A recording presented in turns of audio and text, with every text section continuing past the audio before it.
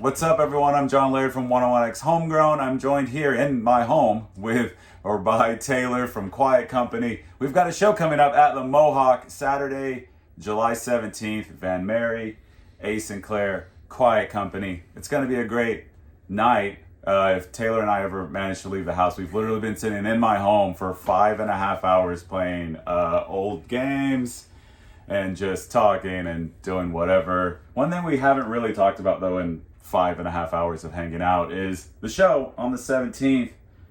I think the last time I saw you perform in any way was actually at my wedding. Yeah. Feb 28th of last year, right before the pandemic hit. Yeah. Is it fun being back in action? Is it weird?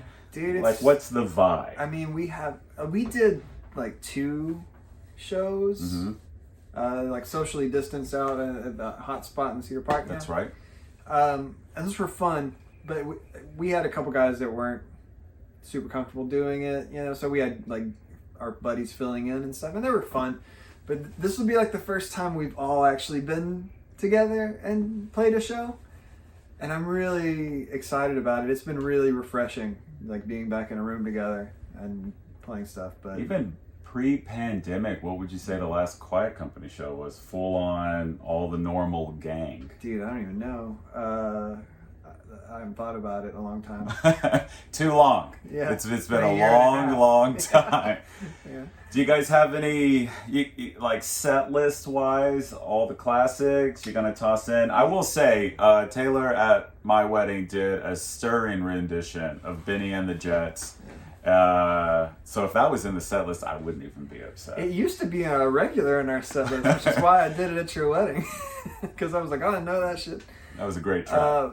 But yeah, that was fun. That won't be in the set list though. I'm afraid.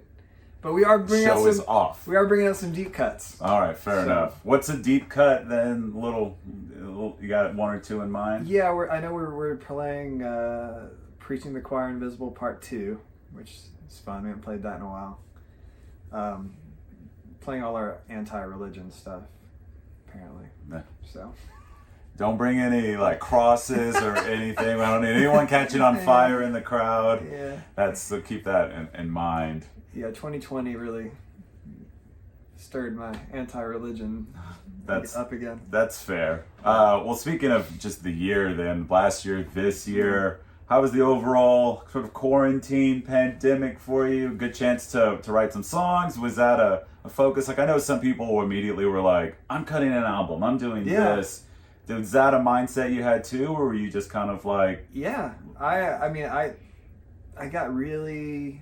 had a lot of good momentum going creatively, which was really good. I kind of had started that right before pandemic, and then they put us in quarantine, and I was really kind of like, oh, well, this would be great, because now I've got all these songs that I've kind of started finishing, and now this will be a couple weeks, I'll be quarantined for a couple weeks, and I'll do a little demoing. Now, and then 15 months later. Yeah, it was like a whole year and a half, and but I kept it up pretty well.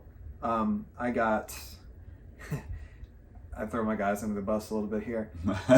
Sorry, guys. I sent the guys like 30 demos, Wow, that's a lot. Yeah, and like nobody responded to anything, and now I kind of realize that no one listened to anything. Wow. Like I think everyone just kind of had their own like self-preservation going on, and so no one was like super invested in doing new band shit because we couldn't be together anyway.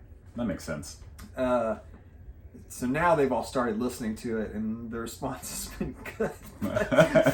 I was really starting to kind of like second guess myself. I was like, are they not saying this because they want to hurt my feelings and it's all bad? I think it's really good. And maybe it's bad. Maybe maybe my band doesn't like my music anymore, and now what do I do now? But true paranoia. Yeah. So but I got about like 10-15 more that I'm gonna finish up before we start picking songs to make the So you think new Quiet Company album next year? Yeah. Probably. I guess time wise that probably makes the most sense. We're already in July somehow. Yeah, I mean probably it'll be next year, which I realized that we put out something every year since like 2009. That's true.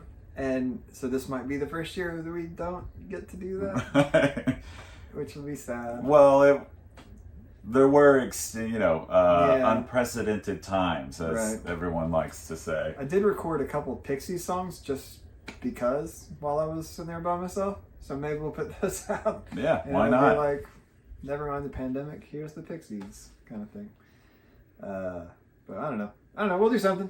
Anyway, the show's going to be really good. That's right. First real Quiet Company show, Saturday, July 17th at the Mohawk, outdoors. We got Van Mary on the bill, who are great. They put out a song earlier this year called Connie Converse. It's so great.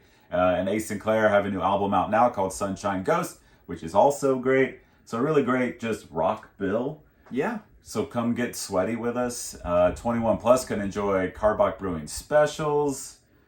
What else is going on that you're excited about? I mean, I know that we had the first real Homegrown live in June with Darkbird and Otis the Destroyer, and man, that was just such a great time, just being back and hearing loud guitars again. And dude, I spent most of the pandemic like working on my guitars too. Yeah.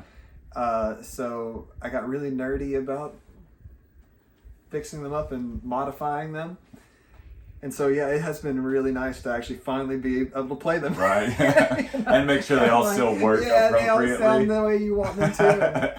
I was talking with Aaron of Sinclair some months ago, and he was like, I've slowly started to realize, like a lot of my pedals and stuff just no longer work. He was like, I have stuff plugged up, and I hit things, and nothing happens. He's like, I got to sit down and like you were saying, go through the gear, find out what still works, fix this or that, and it's a weird time because, I mean, who of anyone would have just planned to not use any of that for a year randomly? We definitely had a bunch of moments when we first started having practice again where it's like, oh, well, this is the first time I've turned it on in months, and turns out it doesn't work now. We'll see how it goes. It might be a weird Quiet Company show also. All our gear works now. Well, there you go. We have an assurance from Taylor. Everything works. The best way to find out your gear doesn't work is to use it at a show. That's true. There's always one guy in the crowd who's like, he said it was going to work. And that one song, it was weird. Yeah, it definitely will be weird. Well, we're going to have a great show. I'm telling you, come out. It's only $10. $10 for 3 great bands. Yeah. It's the post-quarantine special price. Normally this would be at least $15. So you're saving a lot of money, which you can use to, again, buy Karbach Brewing specials if you're 21 and up. More details can be had at 101x.com. Again, this is Taylor from Quiet Company. I'm John from Homegrown. The show is for the 100th time. Saturday, July 17th at the Mohawk. Don't miss it, because if you do, you'll be sad. And Taylor will have to write a very sad song about you for the next Quiet Company album. As per usual. Bye.